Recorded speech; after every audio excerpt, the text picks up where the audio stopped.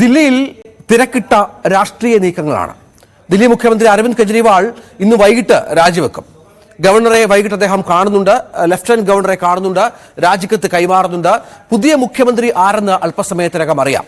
MLA-മാരുടെ യോഗം 11 മണിക്കാണ്. ആം ആദ്മി പാർട്ടി MLA-മാരുടെ യോഗം 11 മണിക്കാണ്. നമുക്കറിയാം, അതിഷി എന്ന കെജ്രിവാൾ ജയിലിലായിരുന്നപ്പോൾ ഡൽഹി ഭരണത്തിന് നേതൃത്വം നൽകിയ അതിഷി എന്ന വനിതയ്ക്കാണ് സാധ്യതകൾ ഏറ്റവും കൂടുതൽ. പക്ഷേ അവിടെ 5 മന്ത്രിമാർ, അവിടെ കൈലാഷ് ഗെഹ്ലോട്ടും സൗരഭ് ഭരദ്വാജും അടക്കമുള്ള മുതിർന്ന നേതാക്കളും അവിടെ പരിഗണനയിലുണ്ട് എന്ന വിവരമാണ്. അപ്പം സുനിത കെജ്രിവാളിന്റെ പേരും അന്തരീക്ഷത്തിലുണ്ട്. ഏതായാലും നിലവിലുള്ള മന്ത്രിമാരുടെയും ഒപ്പം ആം ആദ്മി പാർട്ടിയുടെ രാഷ്ട്രീയകാര്യ സമിതിയിലെ 11 അംഗങ്ങളുടെയും അഭിപ്രായം കെജ്രിവാൾ ഇന്നലെ നേരിട്ട് തേടിയിരുന്നു. അത് ഏതാണ്ട് ഒരു തീരുമാനത്തിലെത്തിയിരിക്കുന്ന അതിഷി എന്നാണ്. കാരണം അതിഷിക്കാണ് ഏറ്റവും കൂടുതൽ പിന്തുണ ഇഘട്ടത്തിൽ MLA-മാർ നൽകിയിരിക്കുന്നത് എന്നുള്ളതാണ്. ഏതായാലും BJP വലിയ ആരോപണവുമായി കെജ്രിവാളിനെതിരെ രംഗത്ത് വരുന്നുണ്ട്. നമുക്കറിയാം, പലപ്പോഴും ഞെട്ടിപ്പിക്കുന്ന നീക്കങ്ങൾ കൊണ്ട് രാഷ്ട്രീയത്തെ അമ്പരപ്പിച്ച ഒരു നേതാവ് കൂടിയാണ് അരവിന്ദ് കെജ്രിവാൾ എന്നുള്ളതാണ്. ആദ്യം ജയിലിൽ നിന്നിറങ്ങിയപ്പോൾ, പരോളിനിറങ്ങിയപ്പോൾ തെരഞ്ഞെടുപ്പിന് തൊട്ട് മുൻപ് നരേന്ദ്രമോദി ഇനി ഇന്ത്യയുടെ പ്രധാനമന്ത്രി ആവില്ല എന്നും നരേന്ദ്രമോദി മാറി നിൽക്കുമെന്ന് പറഞ്ഞ് BJP-യെ കൂടി ഒന്ന് ഞെട്ടിപ്പിച്ച ഒരു നേതാവാണ് അരവിന്ദ് കെജ്രിവാൾ. നരേന്ദ്രമോദിക്ക് BJP-ക്ക് നേർക്കുനേർ ഫൈറ്റ് കൊടുക്കുന്ന ഒരു നേതാവ് കൂടിയാണ്. ആ കെജ്രിവാളിന്റെ അപ്രതീക്ഷിതമായ നീക്കമായിരുന്നു മുഖ്യമന്ത്രി സ്ഥാനം രാജിവെക്കുക എന്നുള്ളത്. അതിലേക്ക് ഇന്ന് എത്തുകയാണ്. സുവി വിശ്വനാഥ് ഏറ്റവും പുതിയ വിവരങ്ങൾ ഇതുമായി ബന്ധപ്പെട്ട് പങ്കുവെക്കും. സുവി, തിരക്കിട്ട് രാഷ്ട്രീയ നീക്കങ്ങളാണ്. 11 മണിയോടുകൂടി യോഗം ചേരുന്നുണ്ട്. ഇന്നലെ അരവിന്ദ് കെജ്രിവാൾ രാഷ്ട്രീയകാര്യ സമിതി അംഗങ്ങളുടെ മനസ്സിലിരിപ്പ് തേടിയിരുന്നു. അതിഷിക്കാണ് പ്രാധാന്യം, അവൻ ഭൂരിഭാഗം ആളുകളും പ്രാധാന്യം നൽകിയത് എന്ന് വേണം മനസ്സിലാക്കാൻ. മറ്റെന്തെങ്കിലും സാധ്യതകൾ തെളിയുന്നുണ്ടോ ഡൽഹിയിൽ? രഞ്ജിത്ത് സൂചിപ്പിച്ചതുപോലെ തന്നെ അതിഷി ാണ് സാധ്യത കൂടുതലുള്ളത്.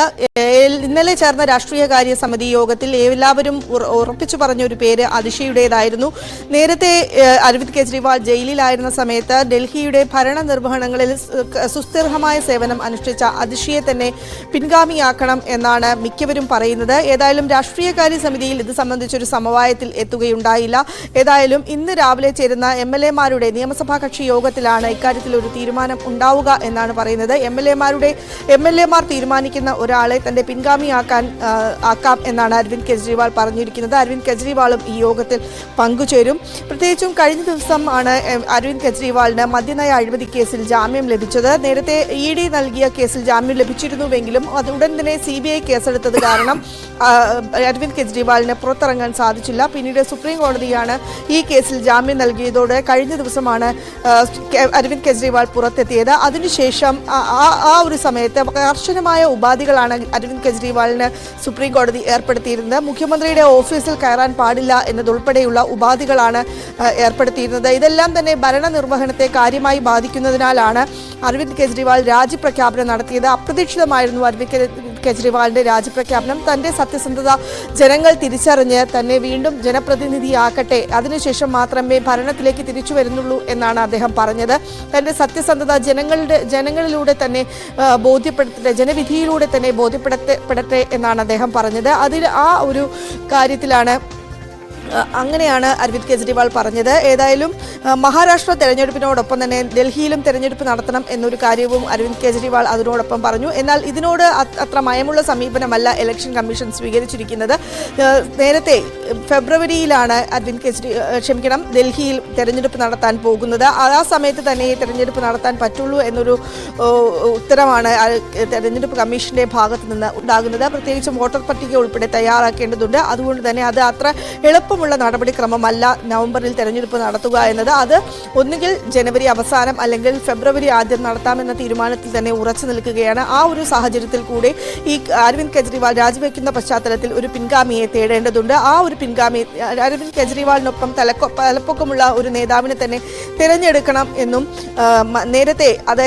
നേരത്തെ ഈ ചമ്പായി സോറനൊക്കെ BJP-യിലേക്ക് പോയതുപോലെയുള്ള ഒരു അവസ്ഥ ഉണ്ടാകരുതെന്നും കണക്കുകൂട്ടി അതിന് തക്കതായ ഒരു നേതാവിനെ തിരഞ്ഞെടുക്കണം എന്നാണ് കരുതുന്നത്. അത് ഒരു വനിതാ പ്രതിനിധിയായാൽ കുറച്ചുകൂടി മെച്ചപ്പെട്ടതാകും എന്നൊരു അഭിപ്രായവും ആം ആദ്മി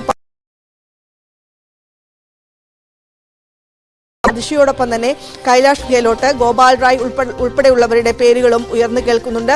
അരവിന്ദ് കെജ്രിവാളിന്റെ ഭാര്യ സുനിത കെജ്രിവാളിന്റെ പേര് ഇന്നലെ ഉയർന്നുവെങ്കിലും അത് അരവിന്ദ് കെജ്രിവാൾ തന്നെ അത് നിരാകരിക്കുന്ന സാഹചര്യമാണ് ഉണ്ടായത്. കാരണം ഒരു കുടുംബാധിപത്യം എന്ന